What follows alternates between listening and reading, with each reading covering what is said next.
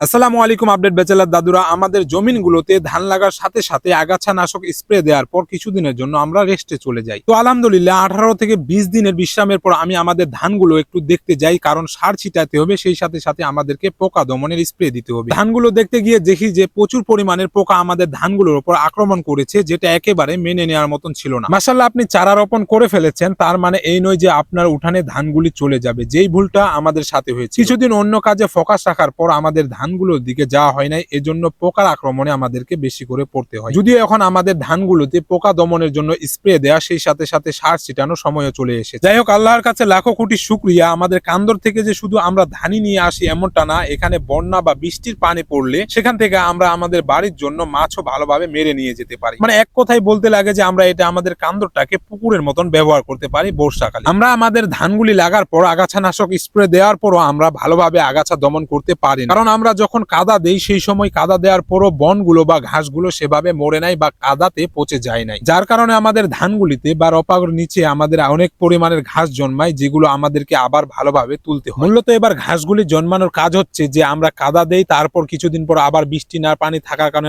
আবার ঘাস জন্মায়। এভাবে 2-3 বার কাদা দেওয়ার পরও আমাদের ঘাসগুলি রয়ে গিয়েছে, যার কারণে আমাদের ধানগুলিতে এখনো প্রচুর পরিমাণের আগাছা রয়ে গেছে। আপনাদের সাথে একটা দুঃখের বিষয় শেয়ার করানো উচিত যে আমাদের ঠাকুরগাঁও অঞ্চলের মানুষ এখন জমিনে সার প্রয়োগ করতেছে। তো এই সার জমিনে ছিটানোর জন্য বাজারে কিনতে গেলে তারা পড়ে গেছে সিন্ডিকেটে।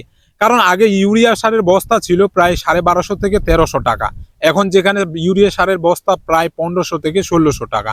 মানে এক কথায় বলতে গেলে আমরা কৃষকেরাই পড়ে যাই সিন্ডিকেটের মধ্যে। যদিও বড় বড় ব্যবসায়ীরা এই সিন্ডিকেটে জড়িত, কিন্তু আমাদের কৃষকদের ভুক্তভোগী হতে হচ্ছে। একটা কথা আছে না, দেশের কৃষক বাঁচলে দেশ বাঁচবে। তো এখন দেশের কৃষক এমন সিন্ডিকেটে পড়েছে যা তারা দু চোখেও দেখেনি বা এই রকম কাজ করতে পারে না। তো আমি সেই অসাধু ব্যবসায়ীদের বিষয়ে একটি কথাই বলতে চাই যে আমরা কৃষক মানুষ হালাল ভাবে জীবনযাপন করতে পছন্দ করি, হালাল কাজ করি, আর আমাদের এই হালাল কাজে আপনারা বাঁ হাত ঢুকাইতে আসবেন না। যাই হোক, আমাদের ধানগুলো ভালোভাবে পরিদর্শন করতেছিলাম। আমাকে দুঃখ লাগছিল যে সেই সার বা সার প্রয়োগ করা নিয়ে, কারণ আমাদের আগে সার ক্রয় করা হয়নি, এজন্য একটু ঝামেলার মধ্যে পড়ে আছে। এই সিন্ডিকেটের মধ্য দিয়ে আমাদের সার কিনতে হবে প্রায় অনেক টাকা দিয়ে। তো যাই হোক, আল্লাহর কাছে লাখো কোটি শুকরিয়া যে আমরা যত বাধা বিপত্তি আসুক না কেন আমাদের কৃষি কাজটা আমরা ধরে রাখতে পেরেছি, এবং কি বাবা দাদারা কাজ করেছিল তাদের সাথেও আমি কাজ করার এই সুযোগটা পেয়েছি।